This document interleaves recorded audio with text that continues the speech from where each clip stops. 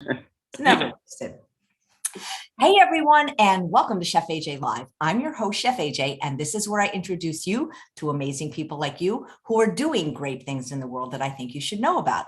My guest today is Brian Kateman. He is the co-founder and president of the Reducetarian Foundation. He's the star, director, and producer of a wonderful documentary that I really recommend you see called Meet Me Halfway. And he has coming out on Earth Day, which is April 22nd, a book of the same name called Meet Me Halfway. He's going to show it to you, but they don't see it unless you're talking. So just you have to hold it up again in a second. And my copy did not come, but luckily the publisher gave me a copy to read. And we're going to talk about this concept of reducetarianism, which I believe he coined. Please welcome to the show, Brian Kateman. Now you can show the book when you're talking. Woohoo! You work on something for multiple years, and this is the moment you were sharing it with the world. I'm so happy and excited to be here. Thank you. I really appreciate the opportunity. You're welcome. Isn't it fun? It's like when you have, it's like when you first get the book, because I just had a book come out, and when you have it in your hands, it's like holding a baby almost. It's super surreal. Yeah, no, the amount of time you spend on it, and then you have this physical manifestation of all those hours of work is really special. So, but yeah. you did write another book, didn't you? The Reducetarian Solution. Yeah, my first book, The Reducetarian Solution, was an anthology. So it had essays from many different people. And my second book was a cookbook. To Meet Me Halfway is really like my thesis, and I wrote it myself. And it's unlike the other books. And so yeah, it's a big deal. Well, congratulations. And I think it's very apropos that it's coming out on Earth Day, because if people do what you say, it's going to help reduce the suffering of the planet. I could not agree more, and I'm excited to dive into it. Right. So I'm watching live as Monica, and she goes, reducetarianism, my vocabulary keeps expanding. So did you coin that phrase, and how did you come up with it? Yeah, I did coin the phrase. So reducetarian is a person who is intentionally cutting back on the amount of animal products or meat, eggs, or dairy that they're consuming. And really, it started from a recognition that there were a lot of people who I knew growing up in Staten Island, where I'm from, who were very unlikely to go vegan, but could be inspired to cut back on animal products.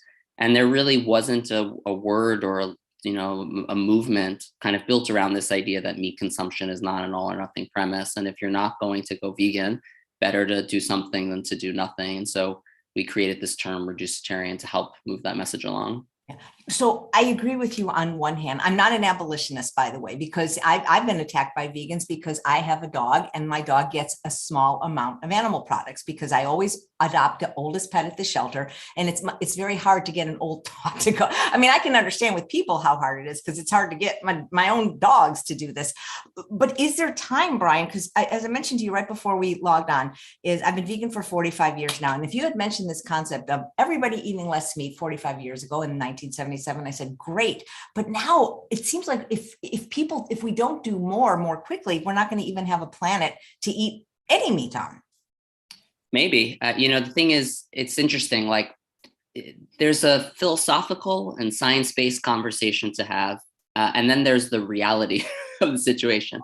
And so, I don't want 70 billion land animals slaughtered annually. I don't want 15% of global greenhouse gases to come from industrial animal agriculture. I would like for us to find ways to create a more sustainable, humane, and compassionate world. And I think there is a major urgency that you're highlighting. But the reality, it's really not up for debate. The reality is that most people are eating over 200 pounds of meat in high-income countries like in the United States. They don't have an interest in going vegan, no matter how many times they hear it from people or watch films, or, it's not like telling people to eat less meat is a home run either. This is extremely difficult to do. And so the way I orient my life is, how can I make the world as best as possible. And it's my view that the best we can do is to get people to make small changes with respect to their diet. And if that gets us more time on the earth, that's great. If it reduces the number of animals brought into existence of suffering, that's great. But yeah, I think you bring up a fair point. I wish that we could do better, but just wishing that we could do better or knowing we need to do better is not enough. It needs to be that whatever it is that you want it has to intersect with the reality. And for people who watch Meet Me Halfway and see my parents never have, have an avocado for the first time, and, see the people I grew up with, telling them to go vegan can be a bit silly, because most of them are not going to. And that's just me reporting the truth of the sad state of the situation. Well, the documentary was wonderful, and you were wonderful in it. And I think your parents are hilarious. I feel like they should be in a sitcom, like they could have been Jerry Seinfeld's. They are funny people. I'll tell that to my therapist. I live a sitcom. Oh my God. They were so real. Like, I almost thought they were actors. They were so real, So Monica, who's watching live, says poetic justice, very inclusive. You cannot go vegan right away. Reduce as much as you can and keep reducing. So why is it that you think that so many people eat so many animal products, and how do we get them just to eat less, because it's going vegan is not going to be an option for many people?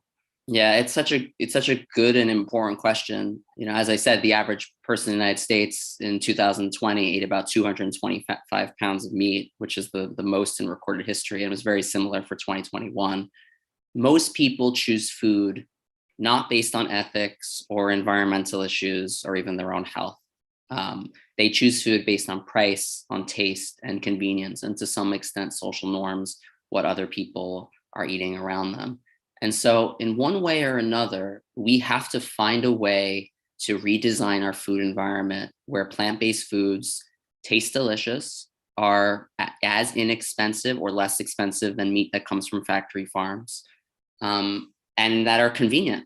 My dad wants to go through a drive-through sometimes. Can you get plant-based foods to be there so that it's easy for him and others to purchase it? The reason people eat so much meat, there's so many reasons. You think about how inexpensive, you think about how fast food is, and primarily meat. You think about how much sugar and salt and fat has been pumped into it by these food companies, and how our taste buds are accustomed to those foods. You think about our history from an evolutionary perspective. To some extent, we sought out what we could in the environment, and one of those nutrient dense foods at the time was meat. We think about our holidays. Every Thanksgiving, it's always drama at my household and trying to figure out how are we gonna, everyone wants to eat turkey because and for holidays, Christmas, and so on. So we have all these cultural associations. There's so many reasons why we are, as a society, addicted to meat, particularly cheap, cruel meat. And it's not easy to figure out how to move the needle. But I do think part of the solution, I got married a couple of years ago, and at our wedding, which was a vegan wedding, by the way, even though I'm not vegan, my mom said, when I told her the food was going to be vegan, what are the people who don't eat that kind of food going to eat? Was her question. And I remember thinking it's such an insightful question, because it reminds me that a lot of people think vegan food is only for vegans. They think that meat consumption is an all or nothing premise, that either you're vegan or not. And part of the reason for that is because that is the message that the movement focused on animal rights for good reason has pushed, that you must be vegan. And the reaction that a lot of people I know have is, oh, I don't want to go vegan, so I'm not going to do anything. That sucks, because there's a lot of good merits to advocating for a vegan diet. But it's my view that my job is to make it an option for people who do not want to go vegan to know that they can improve their health and the environment and help spare some farmed animals from suffering by leaning into a plant-based diet, even if they're not 100% about it. But how do you do it? How do we do it as vegans, or just as people? Like, how do you get people to smoke less cigarettes or drink less alcohol, like you say? Because I think meat is an addiction, especially dairy products. It depends on where your point of influence is. For me, I had a wedding, I had the vegan food, I had it be delicious. A lot of people were surprised by how awesome it was. We spent a lot of energy making sure that this was a moment to really get my community, my personal community, right? Now, my family, my friends, not my work community, which of course there's sometimes overlap, to understand there's, it's delicious. If you're a student on campus, you can get your cafeteria to have a plant-based option. If you're an entrepreneur, you can start a company and try to create, delicious plant-based products like Beyond Meat and Impossible Foods. If you're interested in policy, you can try to, sue the hell out of companies that are engaging in cruel and environmentally destructive practices on CAFOs or concentrated animal feeding operations. But I do think on an individual level, it's really being nice, being compassionate. If you're a person who cares about this issue and you're meeting people, try to understand this is hard. It's really hard. You see the fear in my mom's eyes as she has guacamole for the first time in Meet Me Halfway, and it's authentic, it's real. And so if we're going to, embody the idea of compassion, we need to be compassionate toward people. We can't just say being vegan is easy, because you're denying people's reality. You're invalidating what their actual experience is like. And that's not fair. That's not nice. So I think there's a spiritual kind of element to this, and being, nice and kind. I think there are tactical moves that people can make in their own communities. I often say, don't be a private reducetarian. Don't just cut back on animal products yourself. That's great. But what comes out of your mouth is also important.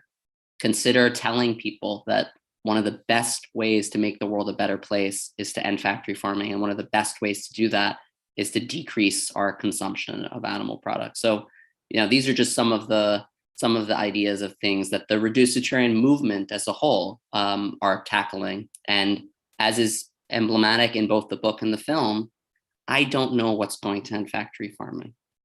What about lab-grown meat? I mean, won't that end factory farming? Because especially if it's more affordable and tastes just as good, because I think most people eat meat because they like it and they like the taste. And isn't that what they want?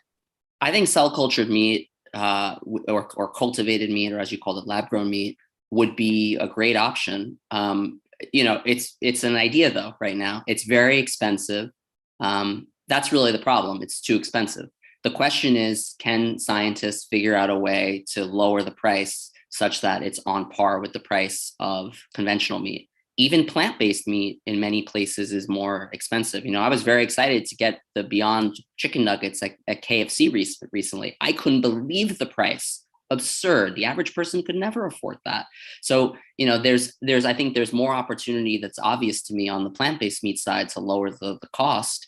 But we're going to have to do that on the cell culture meat side. I do think that when I'm in bed at night and I'm feeling sad about the world, the thing that makes me feel like a little bit of hope is, oh my goodness, if we could make meat without using animals, without relying on so many environmental inputs, if we could replace factory farms with these what were sometimes called breweries, meat breweries, that would be amazing, because people don't want environmental degradation or animal suffering. They just want burgers and chicken, and if it comes from a better source. But it's a big question. It's not guaranteed. We don't know if cell cultured meat is going to be what we hope hope it is. But fingers crossed. We'll have to see in the next couple of years how much progress is made. Jerry says, I appreciate what Brian's saying. Understanding and compassion towards our brothers and sisters who are meat eaters is key to moving the needle. Earthling Ed is great at these conversations. It's funny because I think veganism in general is rooted in compassion, and compassion for the animals, your health, and the environment. Yet a lot of vegans are not very compassionate towards other people, especially people that eat meat. Yeah, look, I as someone who's been on the receiving end of a lot of angry tweets and emails, and even some protests, as you see in Meet Me Halfway, I understand where the anger lies, because these are real animals, and this is really our only planet, and there are people suffering from heart disease and certain types of cancers and diabetes and obesity and so on. And part of that is because they're eating way too many animal products and not eating enough fruits and vegetables. So I understand that when you hear people saying, just practice meatless Monday or be a vegan before 6 o'clock or weekday vegetarian, which are, in my opinion, all good strategies, but of course fall short of a vegan world. I understand why it upsets people. I really do. But you have to understand, there's a colleague of mine, I'm not going to say her name because I don't know if she wants me to say that she came up with this term or used it, but I heard her use the term vegan amnesia. Vegan amnesia. It's like, I meet all these vegans who were not vegan for like 20 years or 30 years, or even like 60 years or 70 years. Like they turn 70 and they go vegan. And all of us, they can't believe that everyone around them is not vegan. They're just shocked.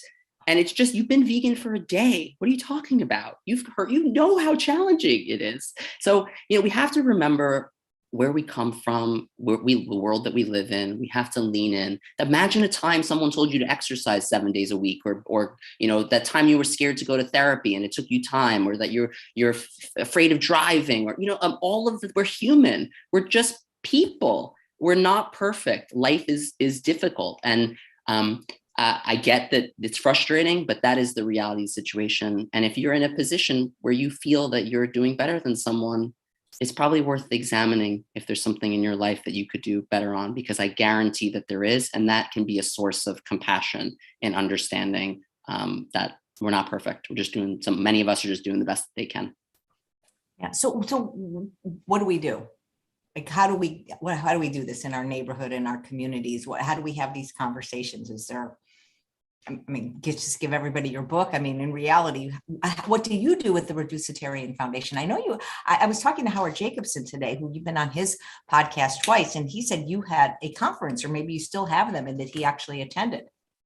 Yeah, I love Howard, great guy. At Reducetarian Foundation, we're really focused on two key things. But again, we're part of a movement. So lots of people are doing lots of different kinds of strategies in order to advance our mission. Our focus is on the following. One, it's around mass education through media. We want every person on the planet, particularly those living in a high-income country or eating way too many animal products, to know that factory farming sucks, to understand that cutting back on animal products can help that, to end that. It's good for their health, it's good for animals, good for the environment, and that it's not all or nothing. Again, we really emphasize this idea that vegan food is not just for vegans. The meat consumption is not an all or nothing premise. That's on a sort of individual level. But as I've mentioned, you really need to pull on some of these systemic levers in order to move the needle, because most people don't choose food based on what they know. They choose food based on price, taste, and convenience. So what we spend a lot of time is trying to build capacity. We want people who are in a position to do something extraordinary to do so, and we want to help them make that happen. So, if someone wants to open a vegan restaurant, we want to try to connect them with an investor that can support that. If they want to become a local politician in their community and try to enact, meatless Mondays in their school district, we want to help them with that. And we have lots of different programs. So as two examples, we have an undergraduate fellowship program that we're launching, where we're going to be working with 15 undergraduate students this year. We're going to be giving them $7,500, a year-long mentorship, a summer internship. And the idea is, what if we took 15 students who may not necessarily have the sort of knowledge or resources that, to be a part of this movement, unless they get some support. And we're going to try to see what happens as an experiment in that. And then, we have an annual conference. So we have the Reducetarian Summit. We have 700 attendees that come every year or so. 60% of our attendees are not vegan or vegetarian, which I'm so happy to hear, because again, you do not need to be vegan or vegetarian to help end factory farming or reduce consumption of animal products in our society. Our next one's in San Francisco, May 12th to the 14th. And what we do there is really create space and opportunities for people to be a part of the movement, to make connections, to meet media, investors, philanthropists, try new innovations in food, these sorts of things. Again, everyone, I can't speak for what every single person should do to help this movement along, but you have to think about, where can you be influential? What do you love to do? What's your skill set? And start thinking just a little bit less about what you put into your mouth, right, personally, and start thinking a little bit more about how you can construct the environment around you such that you can influence what other people are putting in their mouths. Because if you can get 100 people to make a change, that's a lot more impactful than your veggie burrito that you had this morning, even though it's important. Yeah. I wish there was like a little cheat sheet or pamphlet we could have. Yeah. Well, we're working on something on our website where it's like, how do you get involved in the movement? And it's all these different options for people. Because I agree, it's hard to know where to get started. But I'm telling you, if you see Meet Me Halfway and you see my upbringing, like, I was a really sheltered kid. I did not have a lot of opportunity growing up, and I've stumbled my way through life with a lot of support from amazing people. People sometimes underestimate how much influence they can have over the world. I can't necessarily change exactly what Tyson or Purdue are doing, and I can't snap my fingers and end factory farming. But I think Reducetarian Foundation and the movement as a whole has done some meaningful work. And I bet there are a lot of other people listening who could be motivated and activated and supported. So anyone listening, if they have any interest in doing any of this, you just email me at brian@reducetarian.org, and happy to support in whatever way I can. Who is the conference for? Because I'm looking at the conference page, and I love San Francisco, by the way. If I was ever going to go to a conference again, I'm going to pick really a better city. I'm seeing 44 speakers, and I'm going to be honest, I don't know who any of them are. Oh, that's interesting. Not a single one. Wow, cool. Did you at least check out the moderators from the mainstream news outlets, at least, I hope? Moderators. Well, I don't have television, and I haven't had any television for 3 years, so I don't, unfortunately. Well, Fast Company and the New York Post and all these different news outlets that will be there, media outlets. So we bring in people from the environmental movement, from the human health movement, from the animal welfare movement, from the food technology movement, food justice movement. What we're really interested with all of our work is emphasizing that there are many different reasons to end factory farming. And there are many different people who are focused on this and are excited about different reasons. So sometimes I speak to different people who have different interests in this movement, and we need them all. I love them all. We're all part of our family. From a motivation perspective, we bring in all sorts of different people. It's the same thing on a skill level. We bring in people who are using different strategies to end factory farming. So some people are focused on policy, others finance, others entrepreneurship, other education. I put out a book, I put out a documentary, I'm using conferences. These are just like 3 or 4 tools in our very, very large toolbox that we can use in order to advance our mission. And so, we have 700 attendees who are in one way or another interested in ending factory farming. But what I pride myself on with the conference is that it's really a space for people to some extent who are trying to figure out how to contribute. Because again, you can go to an animal rights conference, you can go to a vegan conference, health conference, or plant-based health conference, so on. But what if you're not vegan or vegetarian or pescatarian? What if you eat 100 pounds of meat a year or 50 pounds of meat a year, which is significantly less than the average American?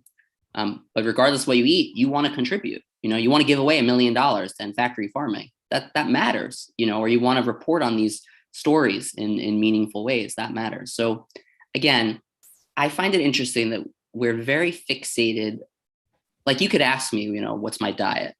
And people will be very interested in that. Like, what does Brian eat? Is he 90? They are interested, just so you know. Yeah, they're interested, right? Is he 99.9% vegan? How about 99, 95? What was the last time that he had meat? How about candy? Does he eat gelatin? And in my opinion, you can hear me getting animated, it misses the point. It misses the point. This is just one human, a couple meals. It doesn't matter compared to the larger issues. I'm happy to answer these questions, but for our summit and our work, we're really focused on some of the larger questions. And I really do encourage people, they walk into a party and the person hands them a cookie. You don't have to, of course, you decide what you want to eat, but I might not ask, is there dairy in this, or is there egg in this, or something like that. So as the star of Meet Me Halfway is currently barking, Toby. So sorry about that. That's okay. That's okay. Well, see, I would ask only because I'm actually allergic to milk. So I have to ask. It's not just about vegan. I really, truly am. I was born with a milk allergy. And so I would have to ask that question.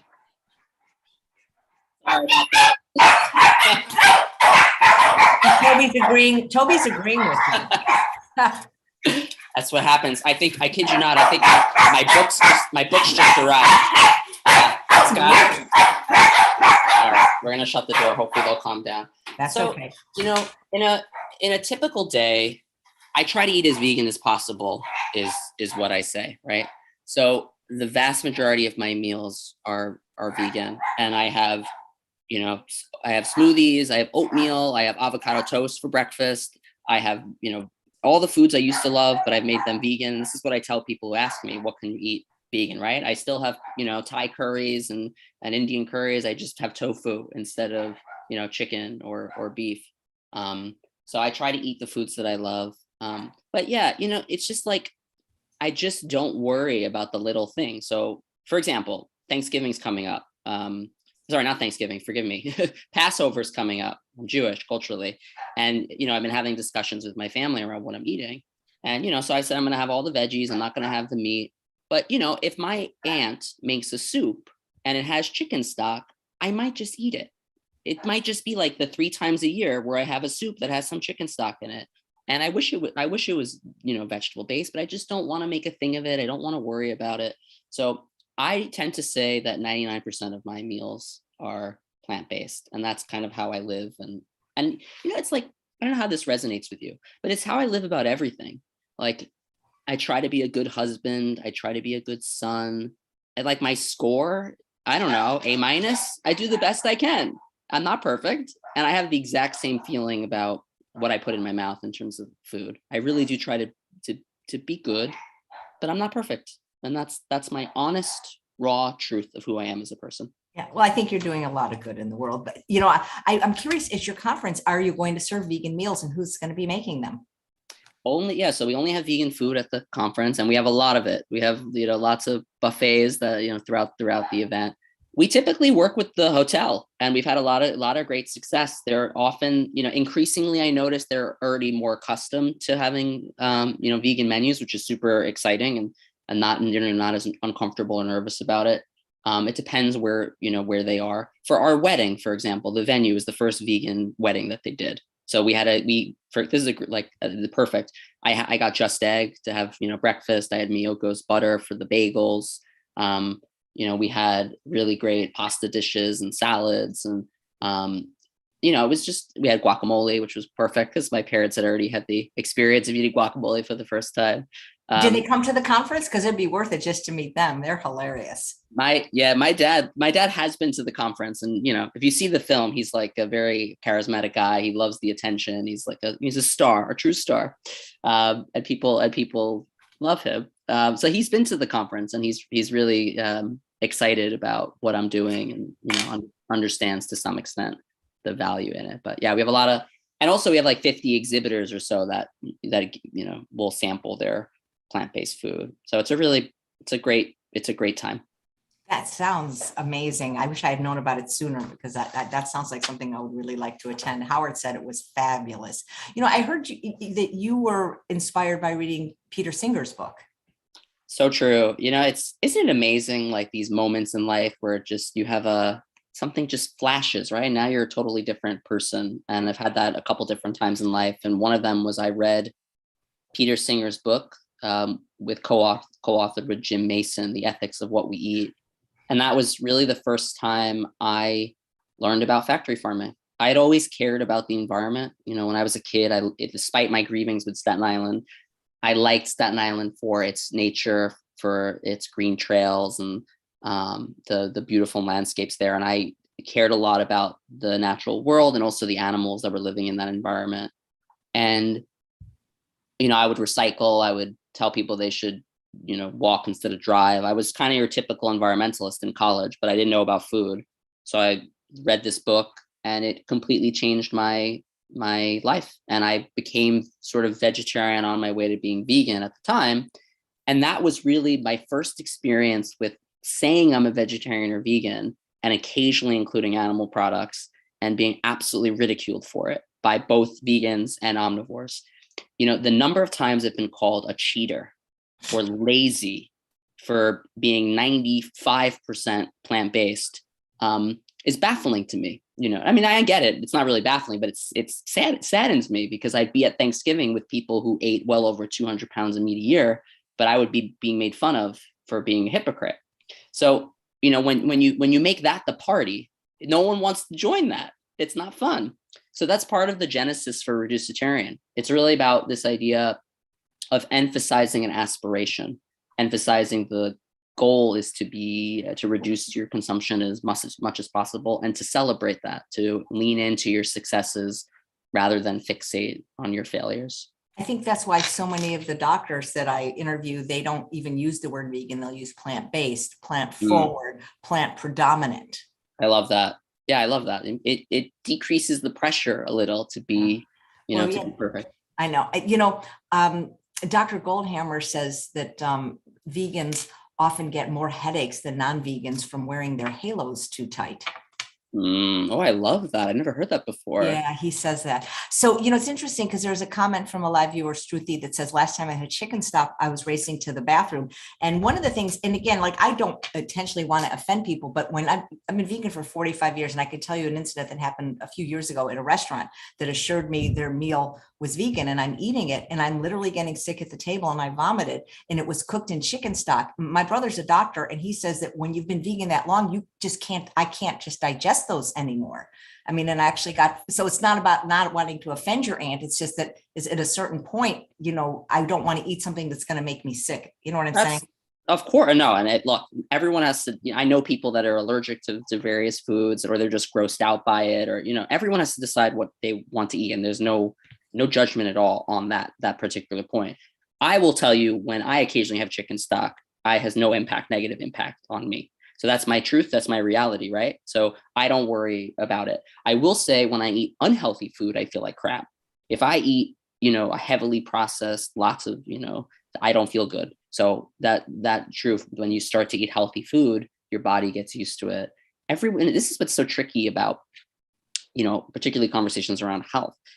Everyone is different. Everybody has a different experience with different kinds of foods. So, it's hard to make some generalizations. We know that eating lots of fruits and vegetables is good for your health. We know smoking's not good. We probably shouldn't drink too much. Exercise is good. Like, we have some basic rules, but besides that, it gets a little tricky to make specific kinds of claims around what people's different reactions are. Yeah, but I also know people who have been vegan and then slowly start to introduce animal products back into their diet. So, and I don't recommend that, but it's certainly possible. Oh, and they get a lot of pushback from people when they do that, especially if they made their living selling books or having restaurants that promoted veganism. But I guess people don't like it when you switch teams. When you talk about factory farming, is there, other than the people that own the factory farms that benefit financially, is there anybody that really likes them and thinks they're a good idea? Because even the workers don't, from what I understand from books that I've read. Yeah, I mean, look, I think the vast majority of people recognize that factory farms are problematic. There's maybe a couple fringe arguments for factory farms. One is that factory farms take up significantly less land than raising animals in sort of more sustainable and more humane ways, right? Because you cram all these animals into very intensive conditions, so you're not using as much land. And if you're concerned about biodiversity loss, you would not want to use up as much land as possible, let's say, like converting but the thing is, you don't need to do that, of course. You could just, grow fruits and vegetables and so on, and other foods that are not animal products. There's also I guess there's some fringe cases around people who may benefit nutritionally from having a small amount of animal products. And if you get rid of factory farms, the price of the meat will go up. But these, I don't think, are they're not particularly strong arguments in light of all of the other arguments against factory farms from an environmental perspective, an animal welfare perspective, from a human health perspective. And again, what I always remind people, we're talking about people who eat over 225 pounds of meat a year. So I think these people could benefit from cutting back 10% or 20% and swapping in some apples and some broccoli in their diet. And I do agree with you, or I think you would agree with me. Very few people would argue that it's bad to increase consumption of fruits and vegetables, given that 1 out of 10 Americans get the recommended amount. And that is what I've been talking about for 7 years now. This is not controversial. It's nobody eats fruits and vegetables. Everybody's eating lots of meat. Everybody agrees that this is not a good situation. So let's make the world a little bit better. And then once it's really good, then we can debate philosophical conversations around, what the ideal state of the world is. But it's so bad right now, and there's so many concrete steps we could take to make the world a healthier and more sustainable and compassionate place, that's really what I'm advocating for. So no, vegans and vegetarians should not be arguing with each other. Animal welfare and human health experts should not be arguing with each other. We agree on enough, plenty. There's so much we agree on. So let's get out there and let's, as focus on ending those factory farms, which the vast majority of people loathe. Well, I agree with you, but that if people seem to disagree about just such minutia like nuts and beans, the doctors, or oil, or raw, like the junk food vegans feel judged by healthier vegans, and the ones that don't eat oil, or the ones that don't eat sugar or salt. And then there's the raw food vegans. It seems like nobody gets along. I agree, and it's absurd. And I want to, it's really absurd, and it's a problem because, again, you're talking about people, what you should be, I think, worried about is the people who are not eating any fruits and vegetables, who have extremely unhealthy diets. I mean, if I'm eating nuts or a little bit of oil, is that the high impact thing to discuss, around my own diet? And I think intuitively, the answer is no. But people also, nutritional science is not, in my opinion, is not advanced enough to even know exactly what percentage of, items of food that people should eat. And so even that pursuit, in my opinion, is a bit silly. So because I went vegan 45 years ago, when I went vegan, we didn't have even like plant milk in a box. That's how long ago it was. And Wow. they might have just started out with powdered soy milk. But now if somebody wanted to be vegan, in every small town, even a town I visited with 400 people once in rural Pennsylvania, you could find plant milk, you could find quinoa, right? And so I've never tasted, the fake cheeses, Beyond Meat or Impossible Burger, because I haven't really felt a need to, because I enjoy my diet. But I'm curious, what do you think about, especially the Beyond Meat, the Impossible Burgers? You think it's a good thing? You think it's a bad thing? Where do you stand? That's a really good question. Yeah, thanks. Yeah, look, again, right? So we talk about this idea that most people choose food based on price, taste, and convenience. So I love what you just said, because I've not been doing this for 45 years, right? I'm still somewhat of a new kid on the block, and I don't have the full appreciation for how much has changed in the last, 30 years and 40 years, as you said. So I'm so happy you brought that up, and I'm so happy that it's gone much easier, and it's gone a lot easier for people to enjoy plant-based foods than years ago. That's undeniable. There's an excitement around plant-based meat, products that mimic the taste and texture of conventional animal products, Beyond Meat, Impossible Foods, and so on. It's worth thinking about first where we are. So about 1% of the meat market is plant-based. So all the success that you're seeing so far with Beyond Meat, Impossible Foods, and all those companies right now, its current state is 1% of. So for every, imagine every piece of meat that's purchased, 1 out of 100 would be plant-based. And that's good. It's a good start. But the question is, can we get to 5% or 10%, or even like in the context of plant-based milk, can we get to 15%, right? Which is where plant-based milk is at. And again, the answer is I'm not sure. I think there's doesn't taste exactly like animal-based meat. It's still a little expensive. It's not as convenient as animal-based meat. A lot of animal-based meat is consumed as a whole cut, right? So like a ribeye, or even like a chicken tender, if you could, with the actual fibrous material, or a drumstick to draw that point home. And we really haven't quite figured that out with plant-based meat yet. So there's a lot of technical challenges there too. I love plant-based meat in that it's more environmentally friendly, and I love that it does not involve the killing of an animal. I think it's similar nutritionally in terms of animal-based meat, right? So it's marginally healthier, but it's not as healthy as an apple or broccoli or carrots or a whole plant-based food. So I know that there are some people in the movement who are not as excited about plant-based meat because it doesn't hit that, metric around health.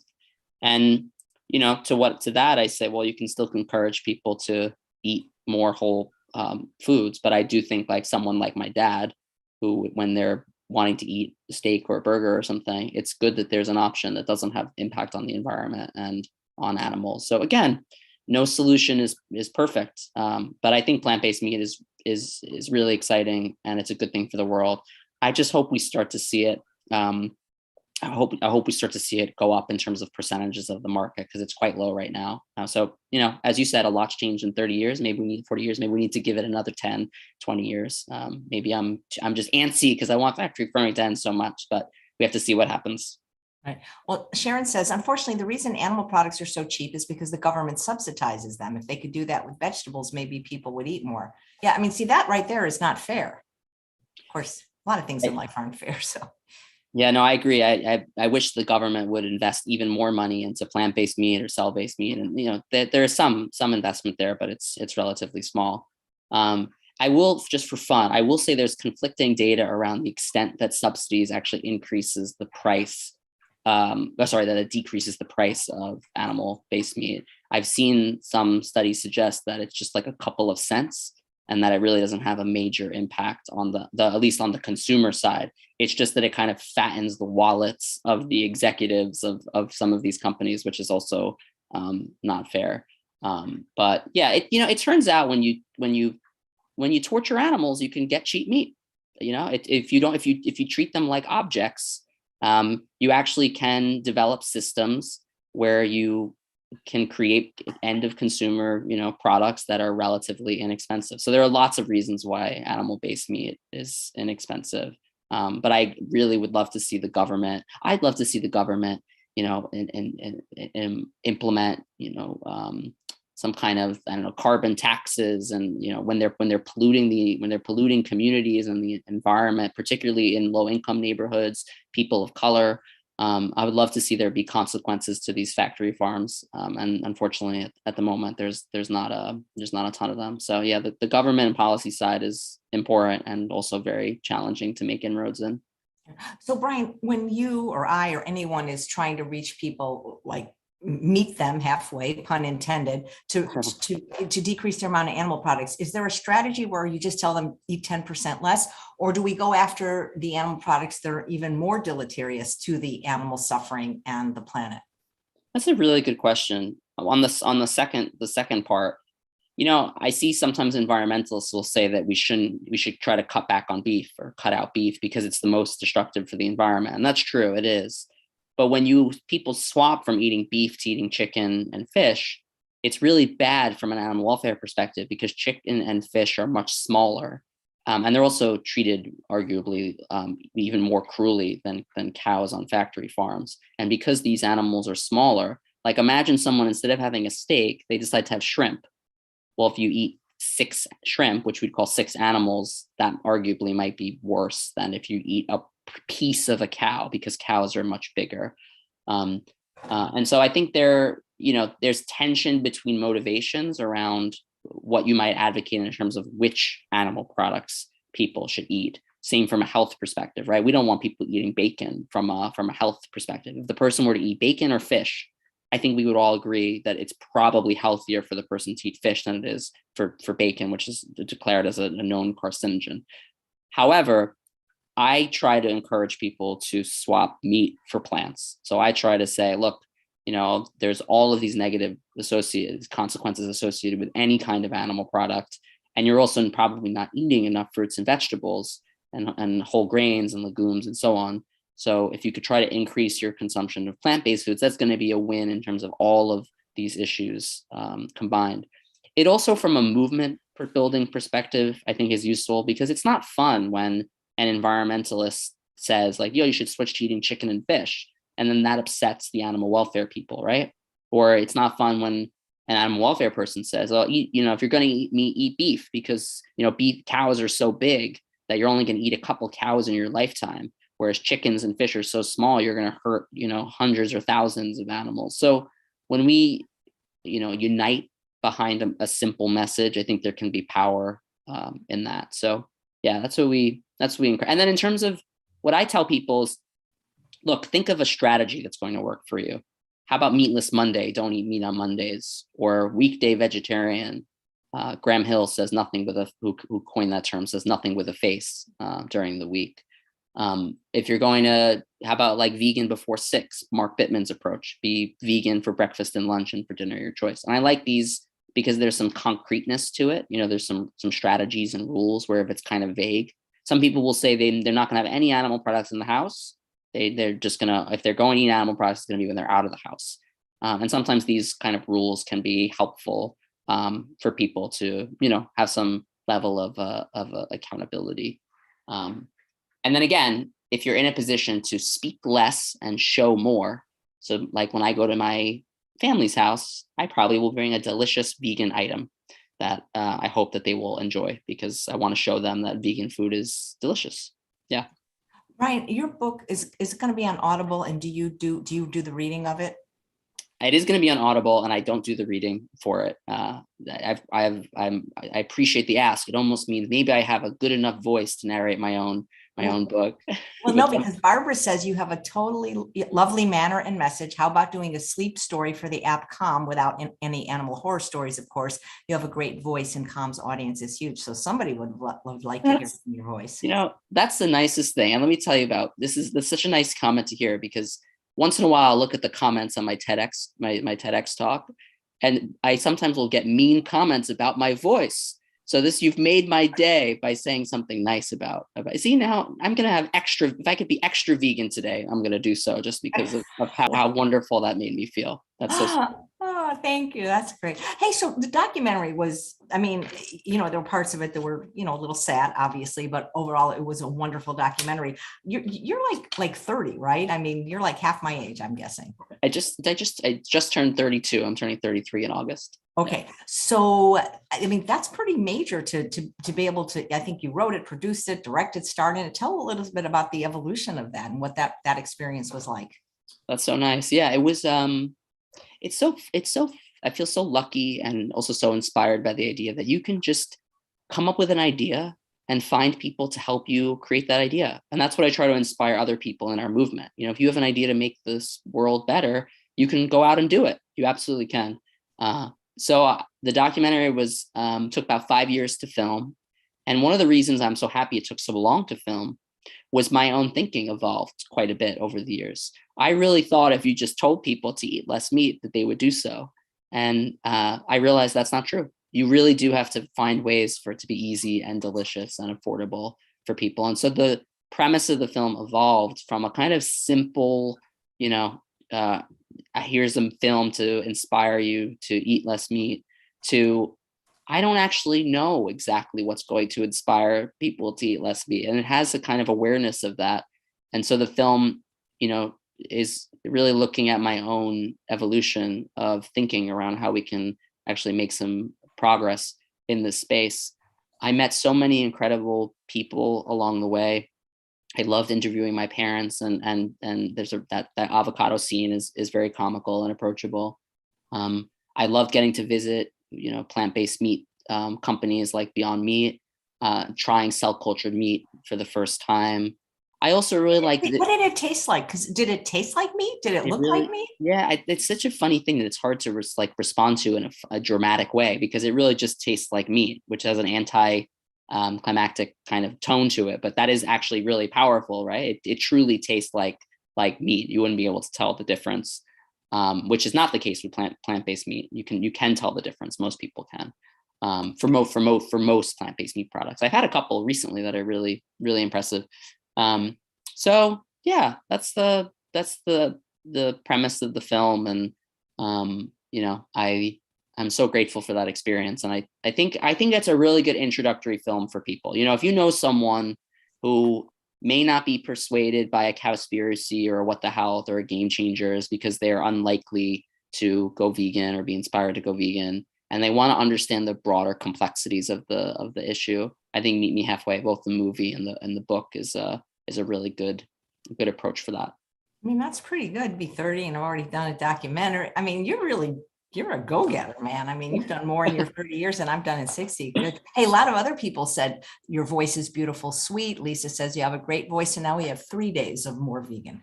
Wow, look at that. That's amazing. You I really can't see the comments, but they're there, and they're all nice. Is there anybody in the plant-based movement that has inspired you at all? Oh gosh, there's so many people. I mean, when I first started out, I had no clue what I was doing, and didn't know anybody really. And I would just kind of cold email people that I met. There are a couple that come to mind. Sharon Palmer is one that I always think of. Sharon Palmer is a plant-powered nutritionist, right? She's been on the show at least 2 or 3 times. Sure. Such a nice person, was very supportive and sweet when I first started out, even introduced me to, so I was working on the Reducetarian Solution, that anthology, and I was looking for a literary agent. And Sharon Palmer was nice enough to connect me with her agent, and that agent is now my agent. So you see, there's a lot of support in the movement. Yeah, it's at every project I do, when I usually will schedule like 10 calls with people and just say, hey, I'm trying to do this, would you be willing to share with me what your experience was like? And that's really a great way to kind of get a little bit of knowledge before you start doing it. But it also is true that until you do it, you don't know what the obstacles that you're gonna face. And you just have to have a good support system to get you through all that. Yeah. I heard you say, I listened to a couple interviews with you, that it'd be better to get like 20 people to eat 10% less meat than one person to go 100% vegan.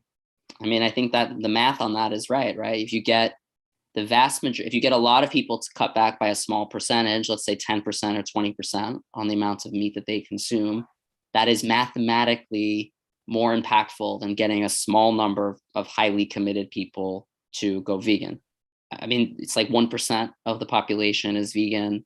And here's the unfortunate secret. Maybe it's not a secret, is a lot of people who say they're vegan are not vegan. They were like me, they didn't have a word to describe who they are. So they occasionally included animal products in their diet. Not that that's necessarily a bad thing. It's just the truth. It's the vast majority of people are not vegan.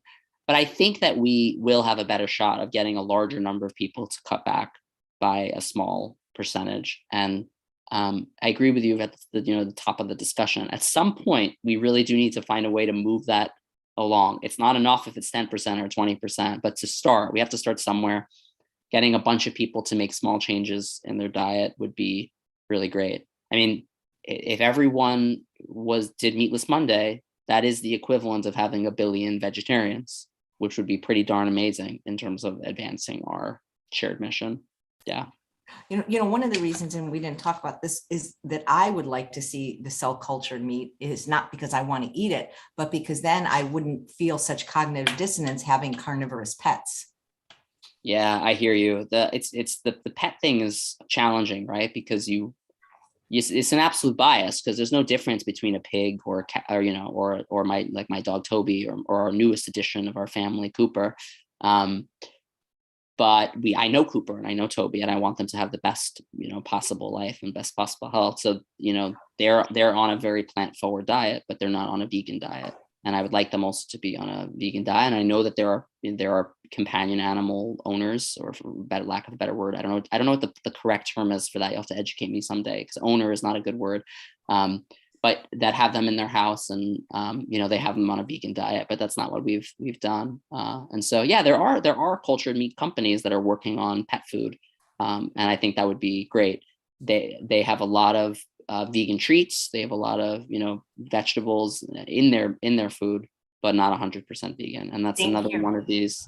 Yeah, it's another. I'm not. What I do with daily carrots and sweet potatoes. But she won't eat if there's not a little. Every day I have to go through this cognitive dissonance. So Angela wants to know, is your summit going to be available virtually for those that can't attend? That's a good question. Every year we always think about doing it virtual, and maybe I'm stubborn. Maybe now I'm showing I'm older than I think I am. I've resisted doing virtual because I think the magic is really being in person and getting to know the people. And so we didn't even do conferences over the past 3 years or so because of COVID. I've just been waiting to be back in person. But you know what? Maybe this question and all those nice comments will finally inspire me for 2023. Maybe we'll finally have a virtual component. I will say we move to different places every year. So we've done New York, LA, DC, this year, San Francisco, and we'll be doing another city again next year. So we try to move around from place to place so that everyone can join. But we'd love to have you with us in person, or if we do virtually. As somebody that's produced 19 in-person conferences, I can tell you that virtual doesn't hurt your in-person attendance. It just adds more people in places that realistically would not be able to attend. I appreciate that. That's a good insight. Yeah, because I wouldn't want that to happen. Yeah. I know you have to go in just a second, but what was your favorite moment or defining moment of the documentary? I know what mine was, but I'm curious if you have the same one. That's such a good question. There are a couple. I think certainly one of them was visiting Will Harris, the farmer who does raise animals for food, but this is like the Disney world of animal agriculture. I mean, factory farms are nothing like this. This person is doing something, whether or not you agree with the morally of killing animals, is doing something remarkable in terms of giving animals, a good life. I loved meeting him because it just, when you meet someone who you're not used to hanging out with, it broadens your perspective, right? And he's so charismatic, he's charming, he's passionate, he's an entrepreneur, he's kind. We have some differences in thinking, like I do with a lot of people, but that was incredible. I'm really grateful for Anita, who had me come to a pig vigil. That was mine. That was That was mine. I mean, because then when people criticize you, like, oh, he's not vegan enough, I'm like, well, watch that scene. Yes, he is. Yeah, they could watch me cry on camera. All the people's mean dreams have come true. There was it's a moment I really treasure, because Anita was right that in having that experience of being with vegans, watching animals on their way to slaughter, it was a very sad moment, but I think it did sort of turn me into an activist. And I think that was what Anita thought would happen. And it did. And I'm really grateful for that. Yeah. Well, if you're doing this much good at 30, wait till you're my age. I can't imagine. We think probably a Nobel Peace Prize is in your future. Brian, thank you so much for your time. I wish you every success with the book. And I'm encouraging people by posting it in the chat and the show notes to get it, to pre-order it, because as an author, I know that really helps when people get it now. But at the very least, please watch the documentary, because there are some platforms like Tubi where they can see it even for free. Absolutely. It's been such a pleasure to be here. I really appreciate it. And thank you for everyone for listening and for really everything that you do to advance our world for a more sustainable and compassionate and healthy one. Yes. And now you can make those comments on the TED Talk that there are people that like your voice and want to hear more of it. Yeah, I can't wait. I'm going to tell you, it made my day. Thank you, everyone. Yeah. Well, the show notes, I mean, the chat is still going to be, you'll be able to see it, that I'm not making this up. It'll still live there on the YouTube page. I didn't make this up. Thanks so much, Brian. Thanks for your work. And thank you all for watching another episode of Chef AJ Live. Please come back at 11 o'clock for another great show when I'll be interviewing Dr. Jonathan Aviv about reflux disease, what to do about it.